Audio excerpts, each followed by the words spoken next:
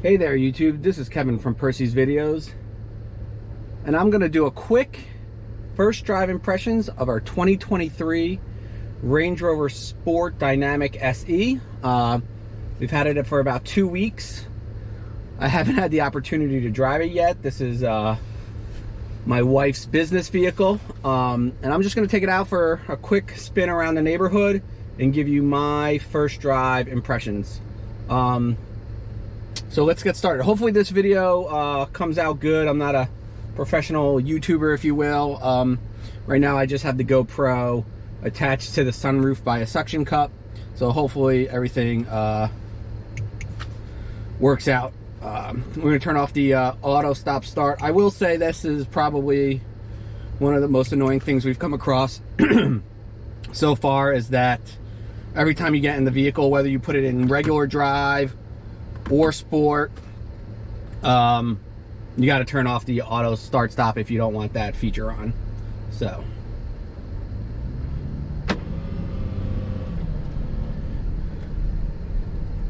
as you know, we ordered this vehicle in 2022.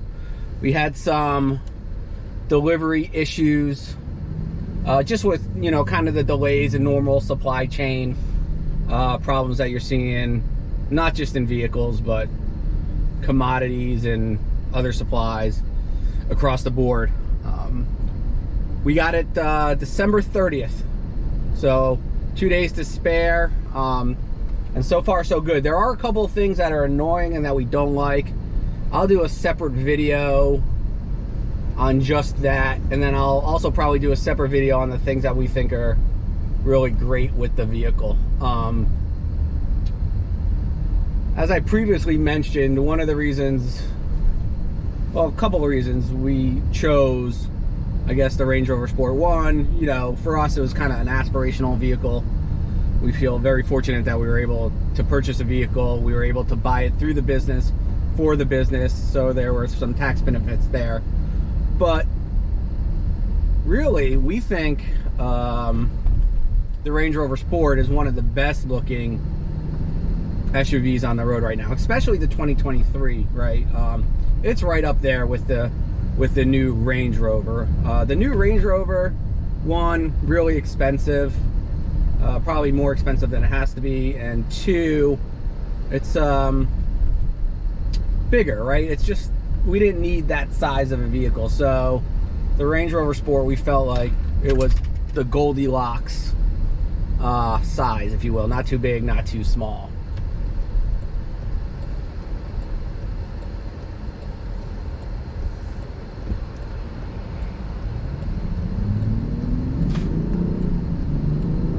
So this is the Sport Dynamic SE. This has the turbocharged inline 6 with, I think they call it like a mild hybrid. I think it's like a 48 volt mild hybrid. Helps with the auto start stop and things like that. But again, as I said, we really are not big fans of the auto start stop and wish there was a way just to keep it off. The engine's great. It's in the larger Range Rover. It's in the Defender.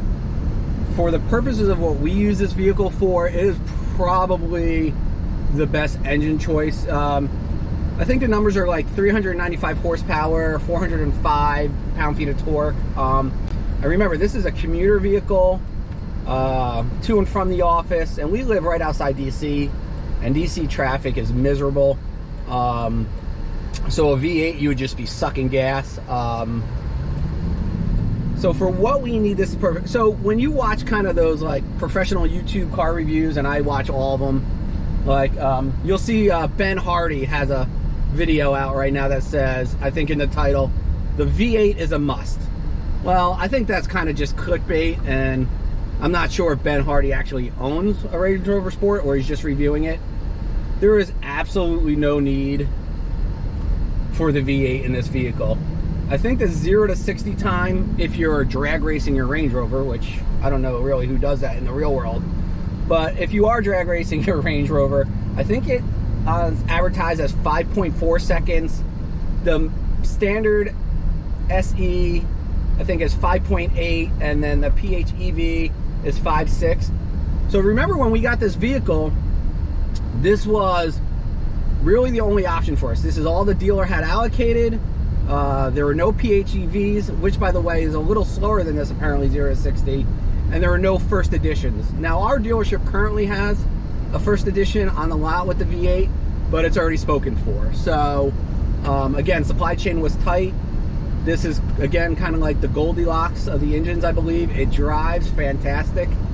So no complaints on the engine. So for those of you looking to purchase one of the, either a Range Rover Sport, the Defender, or the full-size Range Rover, I recommend test driving it, obviously, first. We didn't have an opportunity because we ordered it, but I think you'll be more than happy with this engine.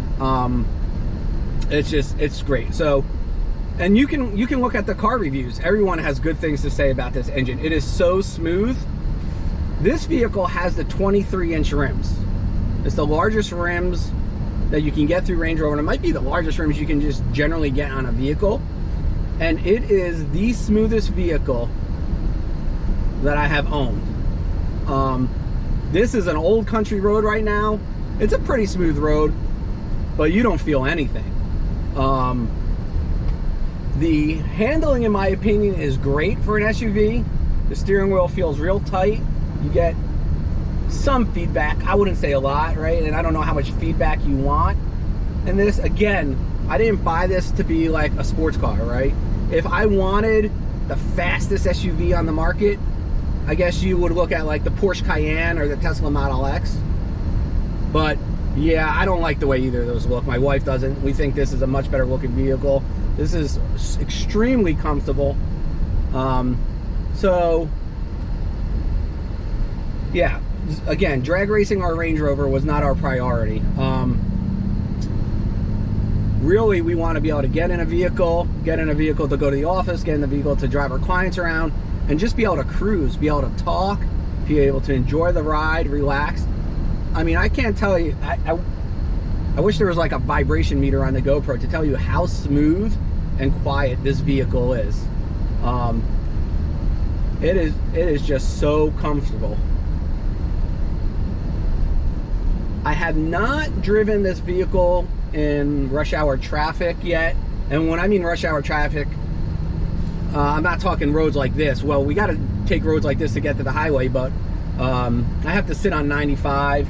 It's a interstate that gets into DC, and that road is bumper to bumper in the morning. And one of the things I'll do for you all is test out the new kind of cruise control features, right? It has the adaptive cruise control, and I think some of the lane keep assist, and I'll just see how that works on the highway and in rush hour traffic. But right now, I don't know what other car. Okay, obviously I haven't driven every vehicle made, but I can't imagine there's many vehicles out there that are more comfortable than this. So we did look at like the Cayenne, the X5, the GLE, the GLS. I will say our Mercedes dealership kind of failed us. We went in to look at a GLS, and this GLS is like a $100,000 vehicle, right? And we told them we wanted to look at a GLS, and they made us wait for a salesman. All right, this is gonna sound like a first world problem, and I don't mean it to come across that way, but if you're about to drop that amount of money on a vehicle, you shouldn't have to wait for a salesman. So we actually left the dealership before a salesman ever even came up and talked to us. We also looked at the Audi Q8. All of those, I believe the Q8, the Cayenne, the X5, I guess they're all technically competitors of this vehicle, but after having looked at all of them and having sat in them and driven them, this I don't even see how they really are competitors. This vehicle is so much nicer than, in my opinion, so much nicer than the other ones that they just don't compete. you never know what you're going to see on a country road. I guess it's super windy today. I think I think he was hauling trash and some of his trash got away from him. You know, on these back roads, it's a little bit of a slower life. Kind of why the reason we moved out here. You know, we do have to go to DC and whatnot for work, which is crazy. The stress of just getting to work can sometimes be overwhelming with the traffic. But then you come home and you come out here, I tell you what, it's a different life. And we're only an hour. We're only an hour outside DC. And that's in rush hour, because I just take the HOV. So it's amazing that you can live in the country like this and still be able to commute to a major metropolitan area. To the right there, that's our middle and high school, for those that have any interest of where we are.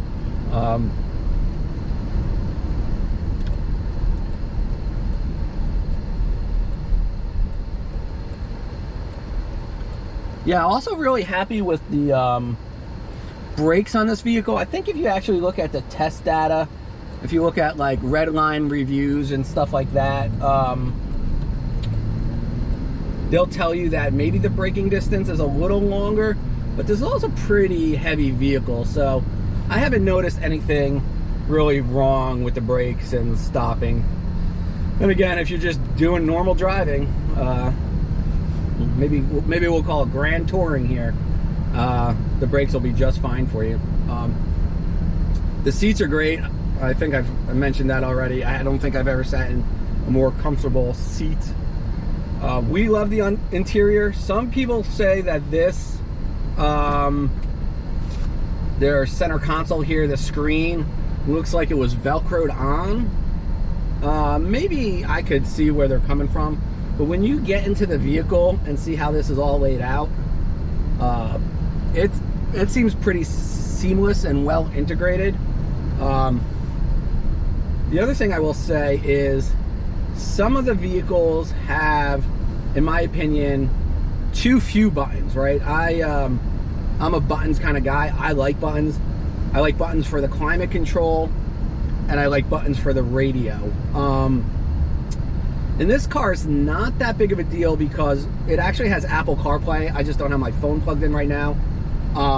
So once you pull up Apple CarPlay, this touchscreen is so easy to use, and you can use it in two different ways. You actually have just standard like normal touchscreen, or you have touchscreen with haptic. And we leave it on with haptic because you kind of get that feedback when you push kind of a icon on your screen. So I would call it like halfway between a button and halfway between touchscreen. So we really like that feature. And then down here, I don't know if you can see it based on the angle of the GoPro, that's where our HVAC controls are. So I think they did a fairly decent job of trying to integrate modern technology with those kind of old school buttons for those of us that kind of like both. So I think they did that well. The climate control knobs are very interesting. They incorporate heat and air conditioning in a single knob. So the one on the left is obviously for the driver, the one on the right is for the passenger. But depending on if you push or pull up on the knob, depends on whether or not you're going to get AC or heat. So that's kind of an interesting feature. And it even looks at your seat temperature as well. So I think that's pretty much all I need to cover on the screen. I don't know, you have your little icons. I will say some people say the black and white look of this screen seems somewhat outdated.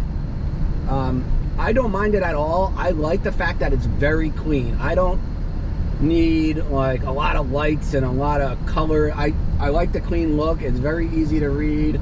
So I'm happy with it. And if you want something a little more fancier, if you will, you just plug in your phone and you get Apple CarPlay. I will show you one thing if I have time. I'm coming up to a four-way stop. So right here is the pad for kind of wireless charging and wireless Apple CarPlay. Well, let me show you when you get on it here. I'll try to accelerate from this stop sign here a little bit quick. And what's happened on numerous occasions is that it'll just go flying, see? So when you get on it, so that was 0 to, let's call it, well, that was pretty fast. But you can see, I don't know if you were able to catch it, that how the cell phone slides off. And folks, that was no brake boost. I didn't put my foot on the brake. I didn't spool up the turbo. That was just me stepping on the gas pedal all the way to the floor.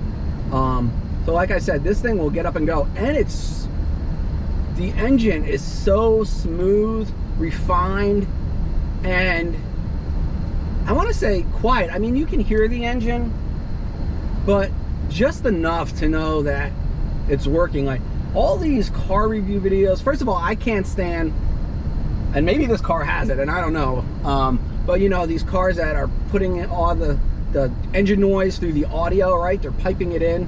I just think that's a dumb idea. I really hope this car doesn't. I probably should research that. But it doesn't sound like it. It just kind of sounds like a normal engine. But I'm not a car expert, so I don't know. But, you know, they're like, oh, you know, on these SUVs that they're driving, they're complaining about they can't hear the engine. I don't know what these people are doing day to day that they want to hear the engine of their vehicle. I mean, I want to hear the radio. I want to hear my passengers. I don't need to hear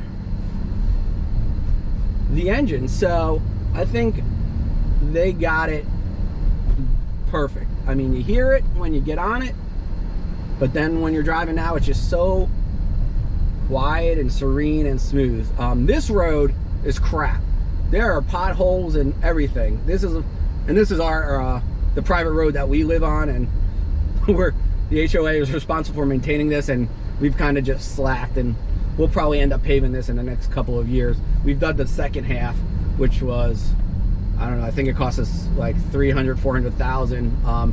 So now we just got to move to the front half. But anyway, the point being that even on this road, probably one of the worst roads in the immediate vicinity, it's so smooth on these bumps. So the takeaway is, yeah, this is a super comfortable, relaxing vehicle to drive. I think that's what you want in a Range Rover. If you want to be racing your SUV, go get a Porsche Cayenne or a BMW, you know, X5M. But that's not what this is for. Is it sportier than a full-size Range Rover? Absolutely. It's just enough sportiness for your, you know, daily driving needs. Does it look great? Yes. Is the engine smooth and refined? Yes, unbelievable.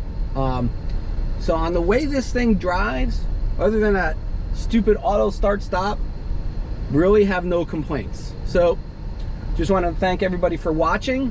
Stay tuned, because I'll do a you know, maybe the things that we like the most about this vehicle, and you know, the things that we don't like. So thanks again. This is Kevin from Percy's Videos.